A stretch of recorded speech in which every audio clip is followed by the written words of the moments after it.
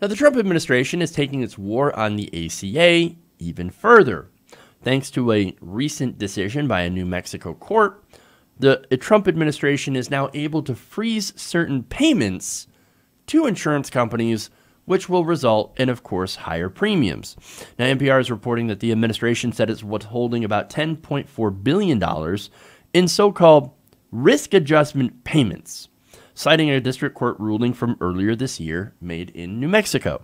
While the administration says it's required to stop payments because of the court decision, insurers are saying that the move could result in higher premiums for millions of individuals and small businesses. So, how does this work?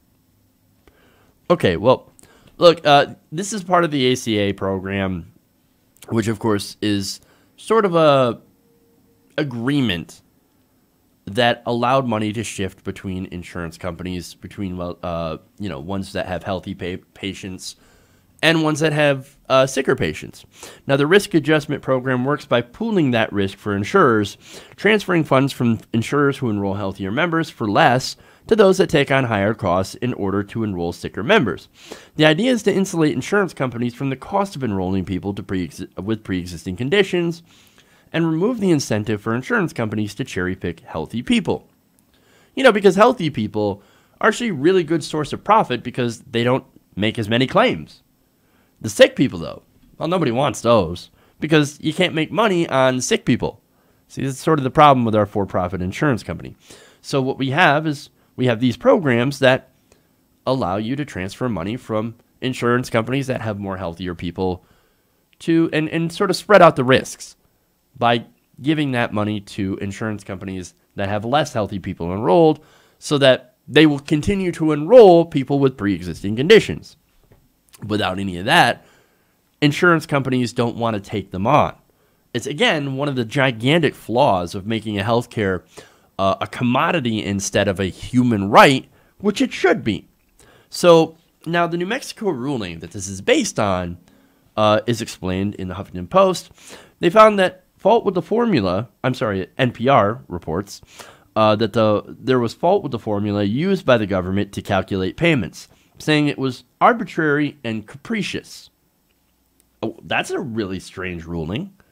It's arbitrary and capricious to be able to have a formula that takes money and spreads out the risk. Well, it's supposed to be fair and even. This court is saying it is not fair and even. However, when it was challenged in Massachusetts, they actually upheld the formula, which is interesting. So it looks like New Mexico is like, not interested. We're not interested in having insurance companies do this so that people who are sick can enroll. Not interested. But I guess that's the difference apparently between New Mexico's courts and Massachusetts courts. Now, the announcement came as insurers were awaiting an annual report that usually comes at the end of June, informing them whether they owe money into the risk adjustment program or will be paid out for the previous year. Insurers say that the sudden halting of those payments creates uncertainty at a critical time, as they are currently developing premiums for 2019. And now, because of that uncertainty, you've got premiums that are likely to skyrocket. Now, the insurance companies, suffice to say, are not happy about this. In a statement, America's Health Insurance Plans, a trade association for health insurance companies, said that they were very discouraged by the new market disruption brought about by the decision to freeze risk adjustment payments. Blue Cross Blue Shield Association also said, without quick resolution to this matter, this action will significantly increase 2019 premiums for millions of individuals and small businesses and could result in far fewer health plan choices. It will undermine Americans' access to affordable coverage, particularly those who need medical care the most. Now, how would it do that? Well, if you no longer have these risk adjustment plans, then you have companies that will no longer want to participate in the exchanges and will no longer cover people with pre-existing conditions. That's disastrous, because then you have a pool of people who need medical care, who have that condition, that can no longer get insurance. They're uninsurable. And again, we have slipped back into the bad old days pre-ACA, which the ACA as I pointed out many times, is not perfect, but at least it did a little bit of something. Now, this is actually why we should have went for Medicare for all.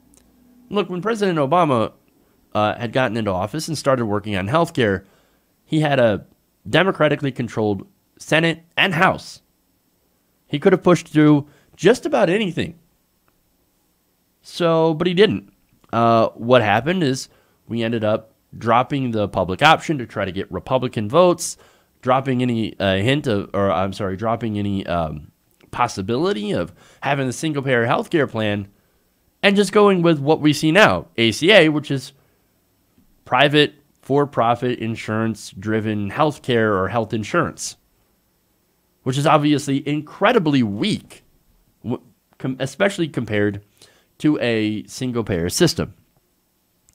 And so, because the ACA was not single-payer, the GOP had the tools and the arguments to dismantle it. It was a flawed system from the get-go because it was a flawed idea. And then, of course, as premiums would rise, because it did, and as costs rise, because it would, and had, even though at a slower pace, and the coverage is too low, the Republicans can look at that and say, it failed. The ACA, it's failing. And, of course, now with the obstruction and of course, President Trump basically sabotaging the thing, they can again point to it and say, ACA has failed, now we can repeal and replace. Had we had a Medicare for all system in 2009, odds are it would have been incredibly popular. Again, Medicare for all right now among the American people pulls at 60%. Medicare itself right now is one of the most popular social welfare programs in the entire United States. It's one of the sacred cows that even Republicans, when they campaign, say we're going to protect Medicare. We're going to make sure nobody cuts Medicare, even though when they secretly try to cut Medicare, they can't do it. It's just like in European countries. For example, in the UK, when somebody says we're going to cut NHS, they get literally laughed out of the room. It's because once these programs take root, it's incredibly difficult to get rid of them. And that's why the Republicans, that's why the corporate centrist Democrats don't want Medicare for all. That's why they're going after Alexandria Ocasio-Cortez. Both the centrists and the right wing are scared shitless of new progressives using these ideas, running on these policies, and winning. It's because once they're there, you can't get rid of them. And that's bad for insurance companies. But hey, you know what? It's great for the American people. Now, unfortunately, we don't have that. We've got this complicated system that relies on these risk adjustment payments and subsidies from the government that can be easily sabotaged. And of course, that affects millions of people. And they're doing it based on one court ruling, which is very interesting because it is actually very, very unprecedented. And of course, they're doing it to get more insurers to drop out, to limit more choice, so that people will stop using the marketplace. And then they can say, well, nobody's using it. It's a boondoggle. Let's get rid of it, repeal and replace. And then we'll have our plan, which actually gives a lot more to insurance companies and allows them to screw over customers. That is a terrible thing. But it fulfills a central Trump promise, repeal and replace. And by the way, replace. What were they going to replace it with? I mean, the plans cobbled together were incredibly undetailed, for one, because they just came up with it when we were having the fight. And then, not only that, but they were deeply, deeply unpopular with the American people. They polled around 30%. People looked at this and was like, HSAs? How about you stick that in your ass? I actually want health care. Give us Medicare for all. Now, I want to give you a quote here from Rodney Whitlock, Vice President at ML Strategies and former Republican congressional aide. He said, quote, and this is the administration, what you have to keep in mind is ultimately the intent of the administration. The executive order the president signed not long after he got to the White House after the inaugural parade was effectively, we're declaring war on the Affordable Care Act. The goal has been to make the marketplace as inhospitable as possible for participating plans, and this is just one more step in that direction. And he is absolutely right, and I think it's important that a Republican is pointing that out. Like, yeah, this is their plan to make it so that all the insurers will run to make it incredibly difficult so that we can go back to the days before the ACA. That's where we want to go. That's where the Republican Party wants to go. Now, another example of that happened last month. The Department of Justice decided not to defend a law in court in a court challenge in Texas that jeopardizes the part of the law that protects people with pre-existing conditions from being denied coverage. So, pre-existing conditions, gone. Risk assessment payments to help cover people with pre-existing conditions, also frozen, gone. They're going after people with pre-existing conditions. So, look, if you have one, you're screwed. So now there's going to be literally no incentive for a company to take people on with pre-existing conditions. So here comes high-risk pools, again, which, by the way, were already tried and had completely failed, as nobody could afford to be in that high-risk pool. So you will again have people dying without health insurance, which we already have here, but now it's going to get that much worse. And not only that, but last year, the administration also halted subsidies for insurers. They don't want you to have health insurance, unless you're rich, of course. They also don't want the ACA. They want the insurance companies to have no rules and regulations and to be able to rob you. Now, the ACA was a Band-Aid, and now the administration is not only ripping the Band-Aid off, they're also stabbing you at the same time. That's what all this is.